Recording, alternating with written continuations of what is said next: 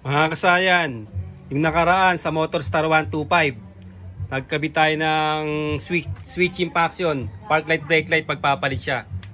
Ganito siya kasayan, no? Ayan siya kasayan, ha?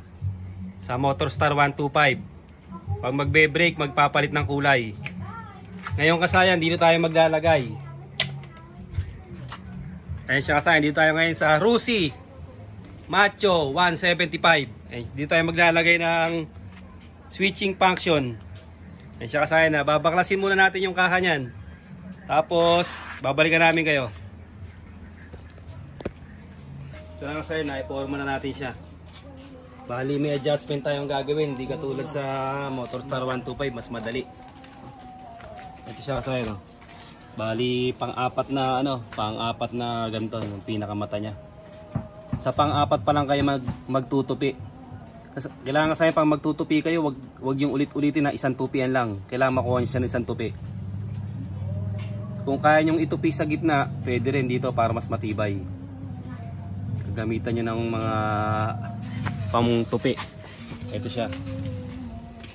Sa pang-apat siya kinuha. Yan. Kasi pagka ginaya natin sa Motorstar 125, babangga. Siya pang-apat, kung ano yung dito, ganun din sa kabila. Tapos yung ito dito, may adjustment pa rin. May adjustment pa rin sa Rusi Macho 175. Ito siya, oh. Bali yan, sumakto na siya. Ito na, iba yung pinaglagyan natin, kasi dito meron siyang nakalagay na ganito. Iba yung kaya yung pesto niya, iba yung napaglagyan. Naglagay tayo ng washer sa ilalim.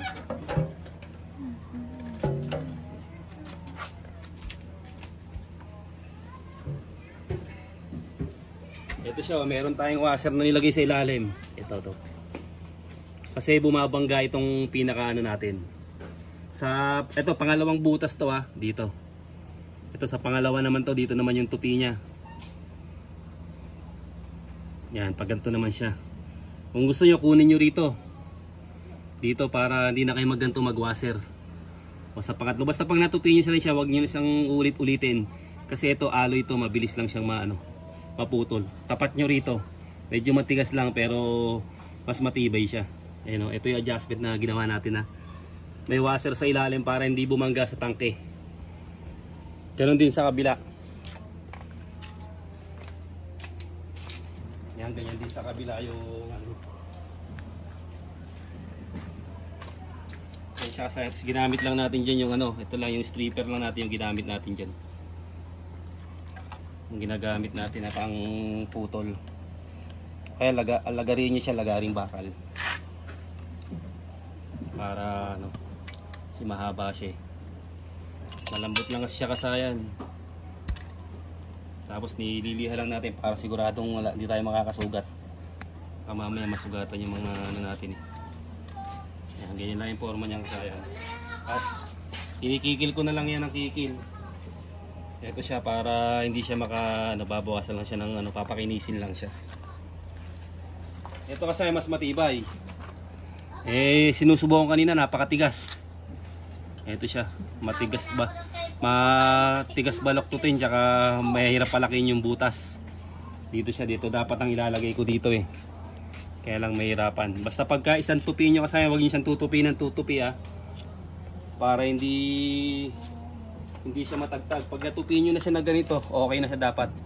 Yan, matibay pa yan. Pero pag binalik-balik nyo siya, mabilis siyang puputol.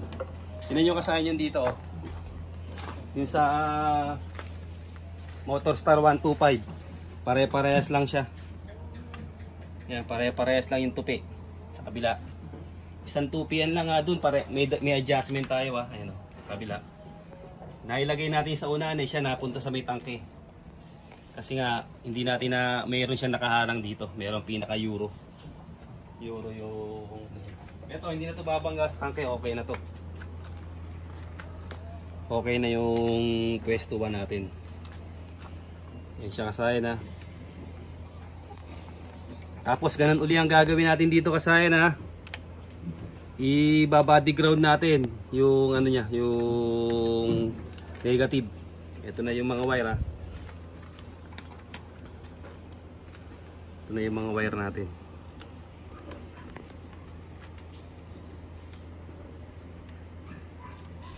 Pagsasamahin lang natin. Ito red na kulay dito kasi red tsaka blue. Red blue na to. Ito yung mga wire na iaan natin yan. O-organize natin. Ito siya. Lalagyan natin siya ng palatandaan para hindi tayo magkamali. As tatalupan na natin yung mga wire yan, ire-ready natin. Pag na-ready, babalikan namin kayo.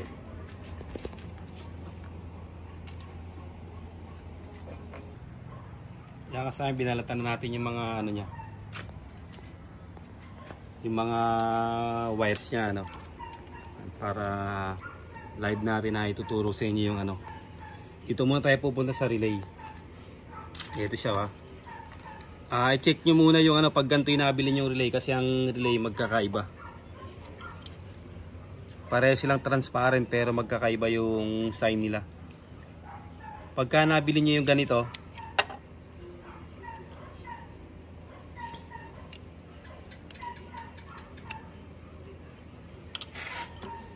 $85, $86, $86, $85.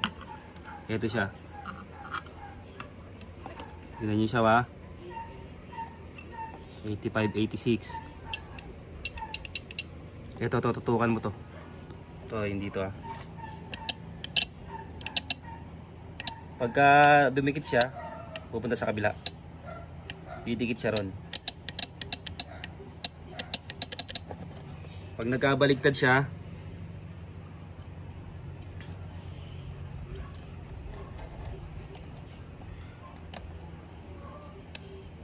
pansinin nyo, nagkabaligtad, okay pa rin, pares na pares siya. Ibig sabihin kahit magkabaligtaran walang magiging problema yung walang ilaw na relay. Paano naman kung may ilaw na relay?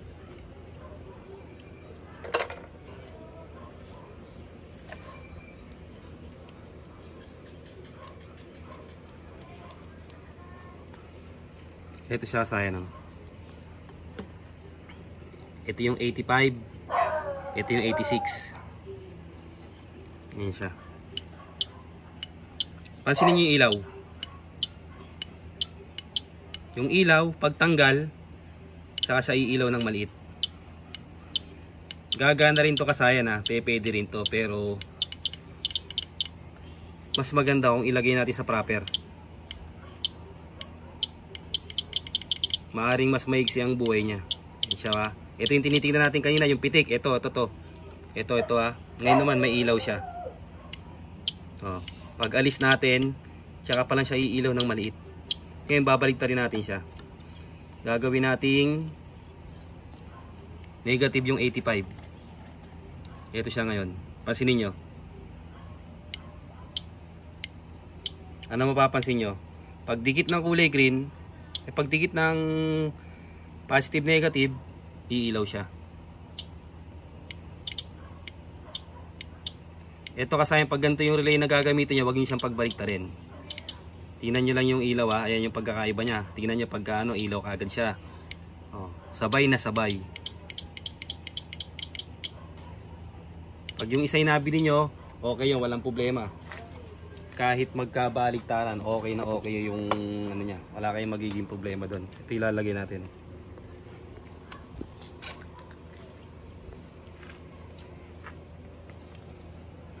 Ang uunahin na nating ilagay para mas madalian kayo, unahin natin yung relay.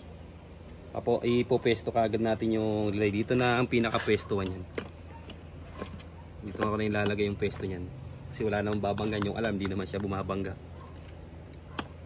Tapos etong dalawa, wag niyo muna siyang intindihin hindi na lumabas Ayaw na lumabas 85, 86, number 30. Yan. Ito yung number 30 ito yung common. Ito yung number 30. Ito yung dalawang 87 sa harap Itong dalawang 87, wag nyo intindihin muna to para mas madali tayo mag-wiring.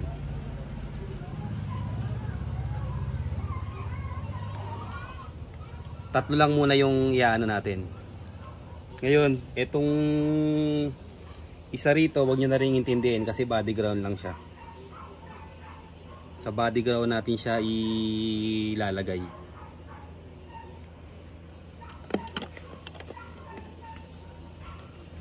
Body ground. Bali sasama-sama na natin yung ating itong body ground Maglalagay tayo ng isang body ground. Dito natin ilalagay yung. Ito siya.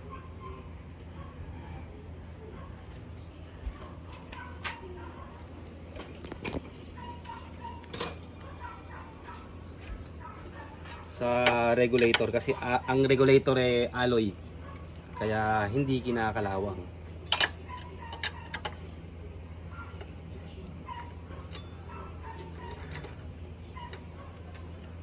Session na kasi yung naghahanap ng diagram hindi pa naasikaso ng ating camera woman at ng ating taga edit si taga edita.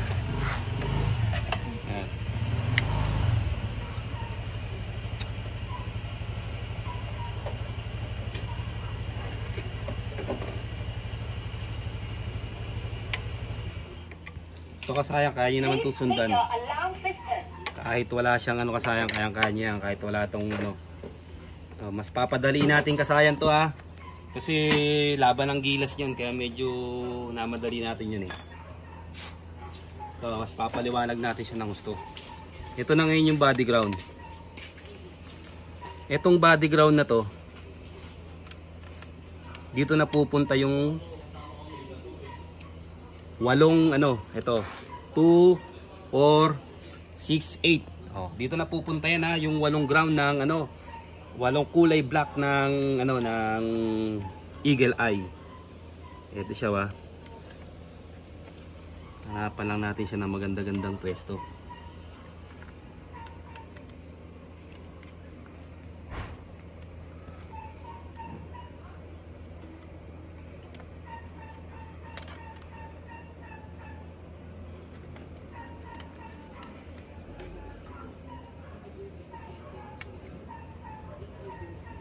Yung natin papalustin sa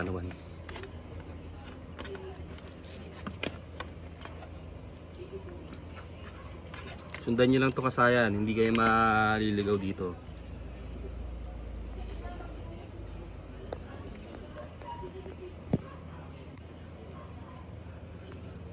Okay, cable tie na lang natin yan. Ito na siya 85, 86 ito yung pinag-ano natin, yung pinagtali na. Huwag niyo muna intindihin to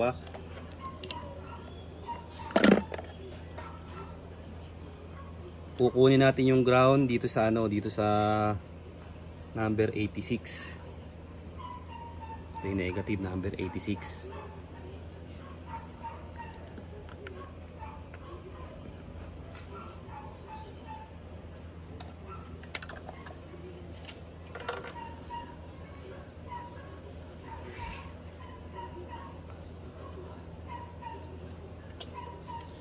Dalawa, isa na yung mailalagay natin Lalagay tayo ng isa. Huwag lang kayo mag-i-skip kasayan, makukuha nyo to. Diretso nyo lang yung panood nyo, makukuha nyo agad to. Hindi kayo maliligaw dito. Isa na kasayan isa na. Ito, sinabi ko sa inyo, 287 287, nakaabang lang dyan. Ito, hindi nyo naintindihin to kasi body ground lang to. Ito, yung pinagmula ng body ground. Tapos dito na tayo. Ito yung number 86. Yung number 86 ilalagay natin sa brake light. Ang kulay ng brake light katulad din ng Motor Star, itong Rusi green na may lining na yellow. Ito siya. Ayan siya kasi green na may lining na yellow.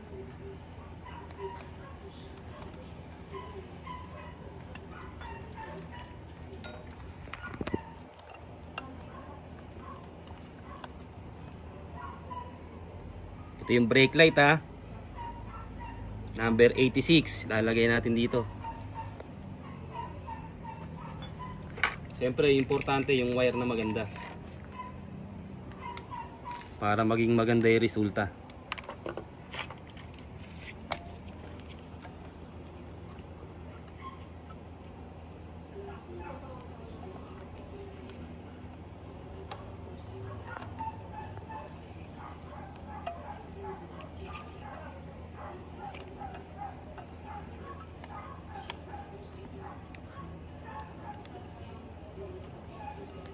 Number 86. Lalagay natin tong ano, brake light switch. Yung brake light niya. Pag magpe-preno tayo, tsaka pa lang siya mag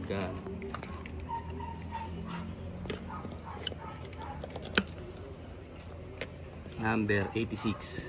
Chain lang natin yung haba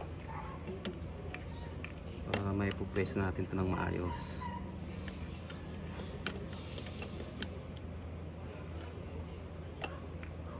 Nadaan sa ilalim.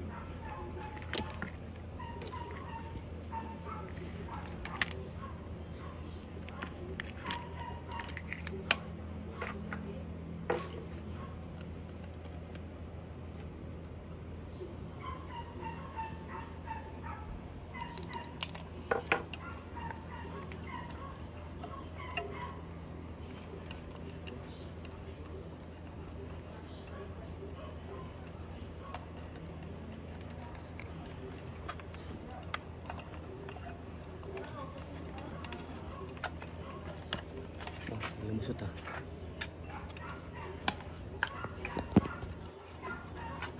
Lawan mo yun.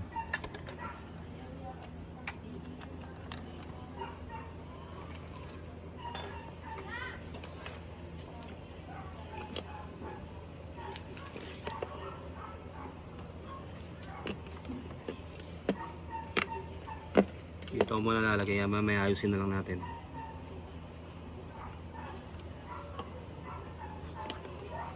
Tapos yung number 30. Number 30 ha, yung laging dulo. Yung merong pinaka-tornilyoan, dulong-dulo. Number 30. 85-86, 85-86, kabilaan sila. Okay itong relay nito kahit magkabaligtaran siya. Ito siya, nakalagay na siya ha. Ito naman, yung park light natin. Halimbawa naman, gusto mo maglagay ng switch, hindi mo isasabay sa park light. Maglalagay ka lang ng on-off switch. Ilalagay mo siya sa ano, sa accessory wire.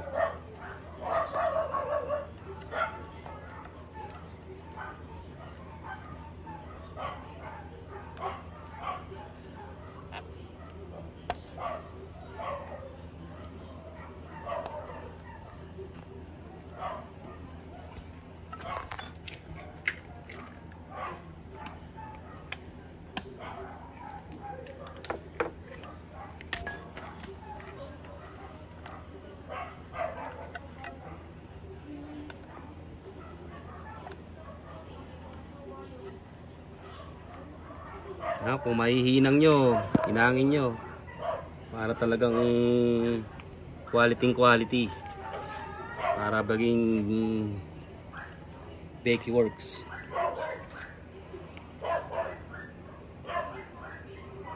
Ayan siya.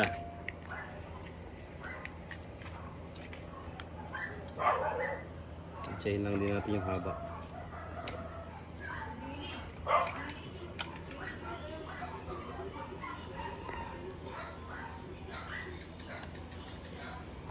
Park light kulay brown. Lalagay natin sa number 30.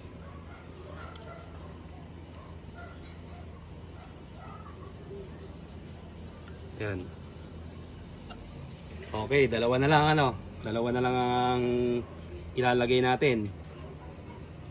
Dalawang 87 tsaka yung ano, Eagle Eye.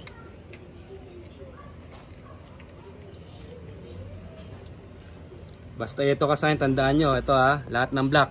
Tignan nyo, tutukan mo.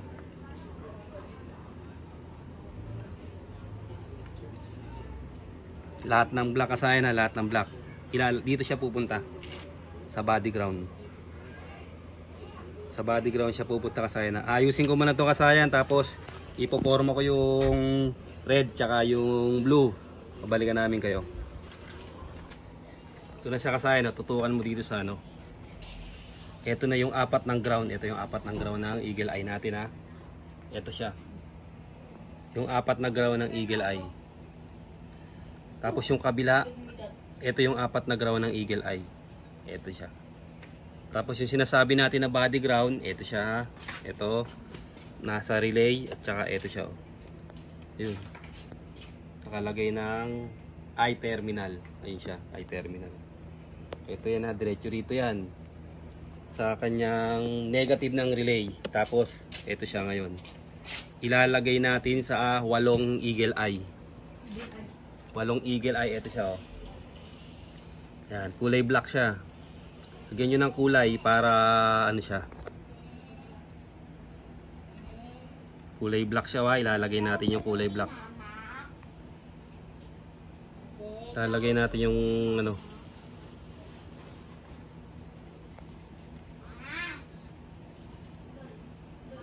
tapos isasample lang muna natin sa para mas madali sila, ano. Ito siya. Yung kulay red ilalagay natin sa 87.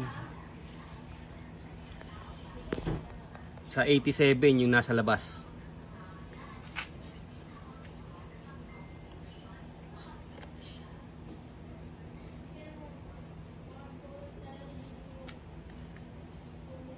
Alisin muna natin para hindi kayo malito, ha. Testingin muna natin yung ano, yung kabila lang.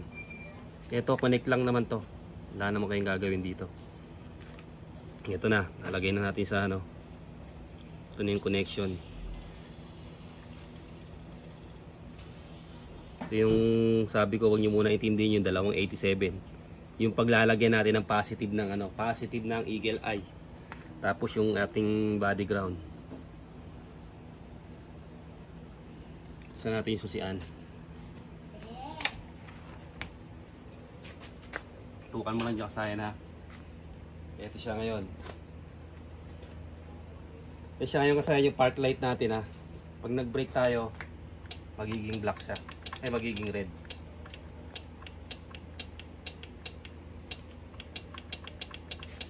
Tapos anong balik mo rito. Yan kasayan na ngayon. I-connect lang natin to. Kung ano yung ginawa natin dito, hindi na gagawin natin sa ano. Ang gagawin natin sa unahan, hindi na gagawin sa ulihan. I-connect din natin yung red sa red kasi may palatandaan siya, eh. Lagyan natin ng palatandaan, eh. Tapos yung black sa black lang, yung mga negative niya.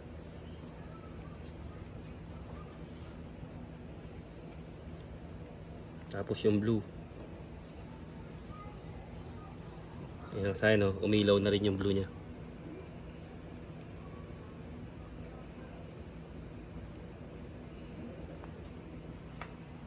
Body ground yung 8 negative.